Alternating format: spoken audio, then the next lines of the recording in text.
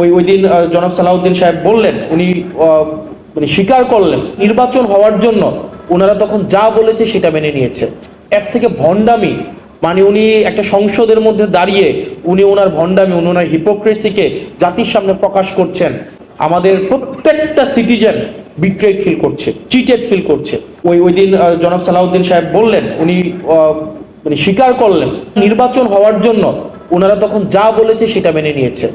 মানে যা বলেছে সেটা মেনে নিয়েছে, শুধুমাত্র নির্বাচনটা যেন হয়ে যায়। এবং এটা এক ধরনের এর থেকে ভণ্ডামি, মানে উনি একটা সংসদের মধ্যে দাঁড়িয়ে উনি ওনার ভণ্ডামি, ওনার হিপোক্রেসিকে জাতির সামনে প্রকাশ করছেন যে আমরা স্বীকার করে নিচ্ছি যে নির্বাচন যেন কোনোভাবেই পিছানো না হয়, সেজন্য আমরা একরকমের পরিচি মুঘলের হাতে খানা খেতে হবে একসাথে। এইভাবে হচ্ছে আমরা নির্বাচনটাকে মেনে নিয়েছি এবং সংস্কার ওই সময় আপনারা যা বলেছেন সেটাকে আমরা মেনে নিয়েছি। এখন যেহেতু আমরা নির্বাচিত হয়ে গিয়েছি, এখন আর মানুষকে, পিপলকে কেয়ার করার আমাদের কোনো সময় নেই। তো সেজন্য আমার কাছে মনে হচ্ছে যে গভর্নমেন্ট যেইভাবে যাচ্ছে এটা খুব সুখকর এবং দীর্ঘমেয়াদী কোনো ইতিবাচক প্রভাব রাখবে বলে আমার মনে হয় না। এবং আমাদের প্রত্যেকটা সিটিজেন বিট্রেড ফিল করছে, চিটেড ফিল করছে এবং প্রতিষ্ঠানগুলো বিট্রেড ফিল করছে। কারণ আপনি বলেছেন এবং পুলিশ সংস্কার কমিশন, পুলিশের সুরক্ষার জন্য পুলিশ সংস্কার কমিশন দরকার ছিল। আপনারা দেখেন পুলিশকে কিভাবে রাজনৈতিক হাতিয়ার হিসাবে ব্যবহার করা হয়েছে দীর্ঘ 17 বছর।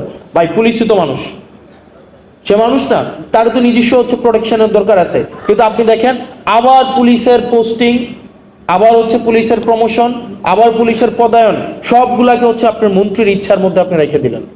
আবার আপনি দেখেন আপনার বিচার বিভাগের আপনার হচ্ছে সংস্কারটা হয় নাই। এখানে সেক্রেটারি, ওই দিন আইনমন্ত্রী সংসদে দাঁড়াইয়া উনি অনেকগুলা সত্য উনি চেপে গিয়েছেন এবং উনি অনেকগুলা অসত্যের অবতারণা করেছেন কাব্যিকভাবে। এবং খুবই মানে এত মানে এইভাবে লাই বলতে পারে, এটা আমার কাছে খুব অবাক হয়েছি। উনি বলেছেন পোস্টিং, প্রমোশন, পদোন্নতির এটার কোনো এখতিয়ার নাকি আইনমন্ত্রীর নাই।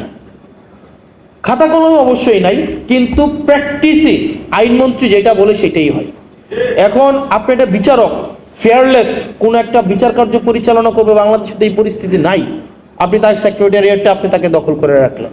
আমাদের ব্যুরোক্রেসিকে আপনি হচ্ছেন স্ট্রাকচারাল রিফরমেশন আনলেন না।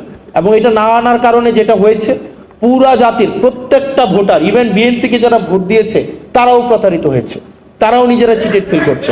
বুথ বিরোধী দলের উপরে চাপে নাই, বুথ সরকারের ঘরে বুথ চেপেছে। সংকট তৈরি করেছে বিএনপি, সংকট তৈরি করেছে সরকার, সরকারকে এই সংকট নিরসন করতে হবে।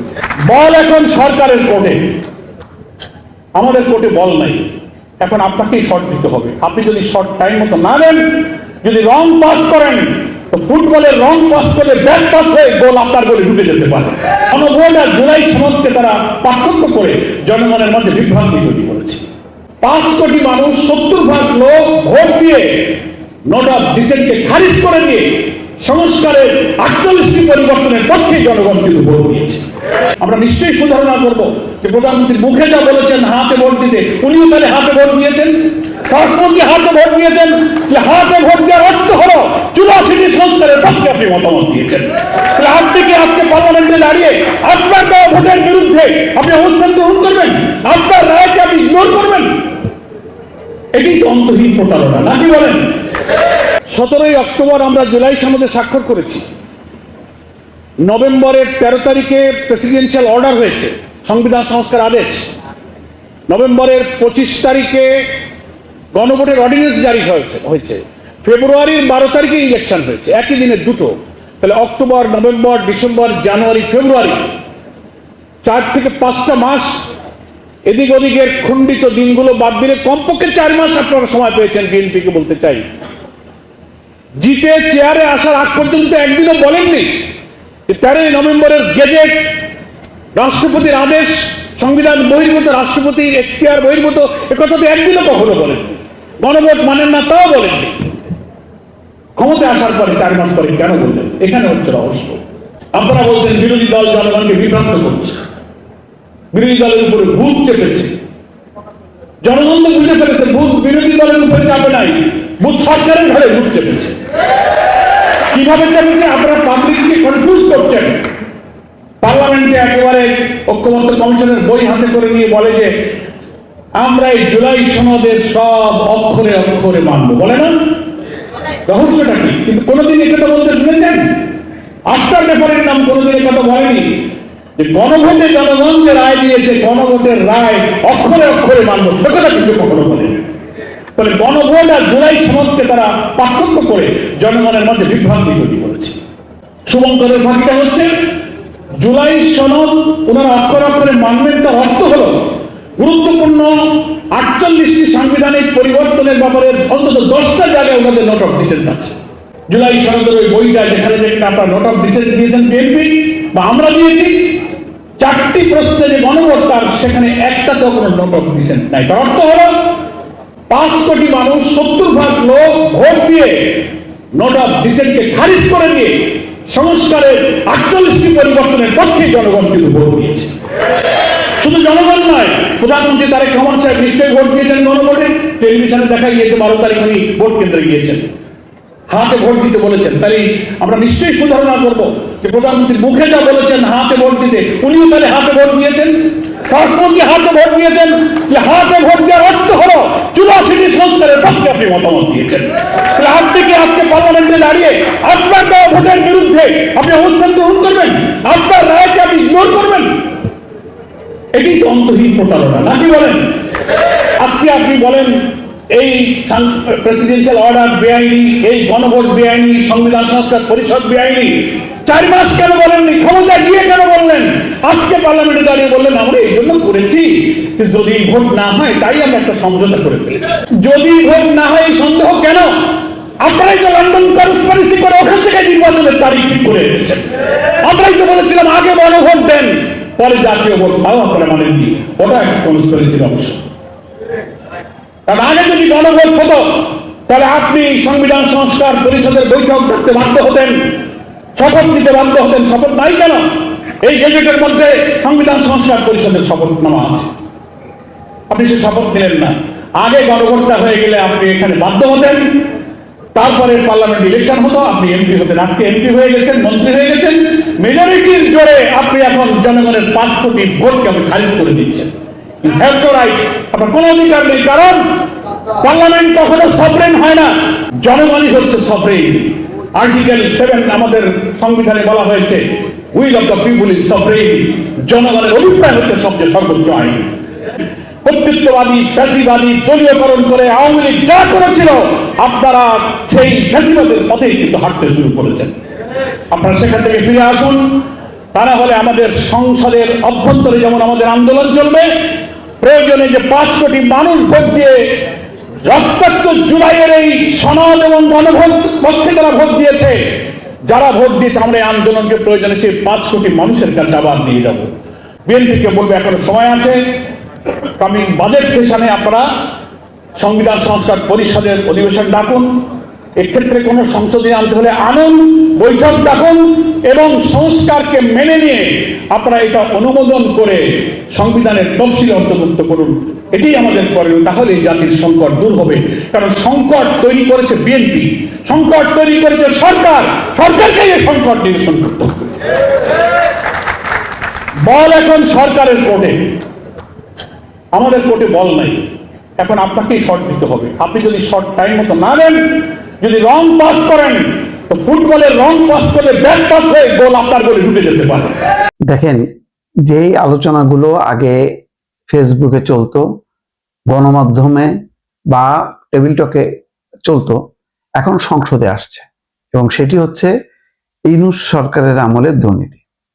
বলা হচ্ছে যে মাত্র 18 মাসের সরকার, তারাও দুর্নীতি থেকে পিছপা হয়নি, এবং বিশেষ করে ওই সরকারের নবীন সদস্যদের বিরুদ্ধে দুর্নীতির অভিযোগ আছে। এই কথা আজকে বলেছেন পররাষ্ট্র প্রতিমন্ত্রী শামা ওবায়েদ, এবং এই কথার প্রেক্ষিতে নাহিদ ইসলাম তার প্রতিবাদ করেন। স্পিকার বলেছেন যে শামা ওবায়েদ কারোর নাম বলেননি, সুতরাং এখানে তদন্ত করা বা এই বক্তব্যগুলো এক্সপান্স করার কোনো প্রশ্ন ওঠে না। শামা ওবায়েদ খুব গুরুত্বপূর্ণ কথা বলেছেন, তার মধ্যে বলছে যে যদি সরকারি থেকে কাজ করতে হয় তাহলে অভিজ্ঞতা, সাহস, বুদ্ধিমত্তাও দরকার। বিএনপি এমন রাজনৈতিক দল যারা ফেসবুকে রাজনীতি করে না। তিনি বলছেন যে শুধু বট বাহিনী দিয়ে, স্ট্যাটাস দিয়ে মানুষকে ছোট করে আজে বাজে কথা বলে ভাইরাল হয়ে রাজনীতি হয় না। যদি 1971 সালে ফেসবুক বা সোশ্যাল মিডিয়া থাকতো তাহলে দেশ স্বাধীন হতো কিনা তা নিয়ে সন্দেহের কথা বলেন তিনি। একেবারে ঠিক আসল জায়গায় ঘা দিছে। আসলে তাই, এই যে বট বাহিনী, মানে বিশাল বট বাহিনী, সেই বট বাহিনী ফেসবুক দিয়ে যেভাবে আক্রমণ চালায়, যেভাবে কুৎসা রটায় 71 সালে মুক্তিযুদ্ধের সময়, তাহলে ওই কাজগুলি করতো যদি সোশ্যাল মিডিয়া থাকতো। তিনি খুবই চমৎকার একটা নতুন একটা কথা বললেন যে কি পরিমাণ অপপ্রচার করে বট বাহিনী, সেই প্রসঙ্গে তিনি বলছেন মুক্তিযুদ্ধ সবকিছুর ঊর্ধ্বে এমন কথা বলে শামা ওবায়দ বলছেন, আমি আমার সামনে বসা সংসদ সদস্য নাহিদ ও হাসনাতের সেন্টিমেন্ট রিলেট করি। আমরাও চাই আমাদের সন্তানরা এদেশে নতুন বাংলাদেশে বসবাস করুক, যেখানে আইনের শাসন থাকবে, খুনের বিচার হবে এবং ন্যায় বিচার প্রতিষ্ঠা হবে। আমরা যদি কাদা ছোড়াছুড়ি না করে ঐক্যবদ্ধ থাকি তবে এই পার্লামেন্ট থেকে গুণগত উন্নয়নের সূচনা হবে। শামা ওবায়দের বক্তব্যের পর নাহিদ ইসলাম ফ্লো নেন। তিনি নিজের পাশাপাশি বিএনপি বর্তমান সরকারের পররাষ্ট্রমন্ত্রী খলিলুর রহমানেরও অন্তর্বর্তী সরকার আমলে জাতীয় নিরাপত্তা উপদেষ্টা এবং বর্তমান আইনমন্ত্রী মোহাম্মদ আসাদুজ্জামানের অ্যাটর্নি জেনারেলের পদে থাকার বিষয়টি তুলে ধরেন। নাহিদ ইসলাম বলেন, দুর্নীতির অভিযোগ যেহেতু উনি বলেছেন এবং ওনারা সরকারে আছেন, ওনাদের এটা প্রমাণ করতে হবে। এটা প্রমাণ জাতীয় সংসদে যেহেতু বলেছেন, প্রমাণ দিতে হবে। নাহিদ ইসলামের নামে কি দুর্নীতির অভিযোগ উঠেছে, নাহিদ ইসলাম কোথায় দুর্নীতি করেছেন, সেই প্রমাণ আমি ওনাদের কাছে যাচ্ছি। তখন স্পিকার বলছেন যে পররাষ্ট্র প্রতিমন্ত্রী তার বক্তব্যে কারোর নাম বলেননি। আসলে তিনি নাম না বলে সামগ্রিকভাবে বলেছেন। তার মানে দেখেন, ঘুরে ফিরে সেই অন্তর্বর্তী সরকার অবস্থাটা এমন যে এখন শেখ হাসিনার দুর্নীতি অনিয়মের পাশাপাশি অন্তর্বর্তী সরকারেরও দুর্নীতি অনিয়মের প্রসঙ্গটা ওঠানো হচ্ছে, তোলা হচ্ছে এবং বারবার বলা হচ্ছে যে তারা ক্ষমতা লোভী, তারা দুর্নীতি করেছে। এবং আশ্চর্য রকম দেখেন মিল হলো, শেখ হাসিনার বিরুদ্ধে, তার সরকারের বিরুদ্ধে যখন বলা হয় তখন যেমন জবাব দেওয়ার কেউ থাকে না, ঠিক অন্তর্বর্তী সরকার বা ইউনূস সরকারের অবস্থাও তাই। যখন নাকি তাদের বিরুদ্ধে বলা হয় তখন কেউ সরাসরি এমন দাবি করে না যে না, ইউনূস সরকার কিন্তু পবিত্র এবং তারা একটা মহান কাজ করছে। এই দাবিটা কেউ করে না, কেউ ইউনূস সরকারকে ওন করে না, যেমন হাসিনা সরকারকে ওন করে না। কি অদ্ভুত মিল। আর দুর্নীতি অনিয়ম এতদিন তো ফেসবুক, গণমাধ্যমের টকশো আলোচনায় বারবার এসছে, এখন সংসদেও কিন্তু আলোচনা আসছে। এবং সরকার যদি সত্যি সত্যি সিরিয়াস হয়, কিছু মন্ত্রণালয়, কিছু ব্যক্তিকে ধরে যদি তদন্ত শুরু করে, তখন কিন্তু পানি অনেক দূর গড়াবে, এটা বলা যায়।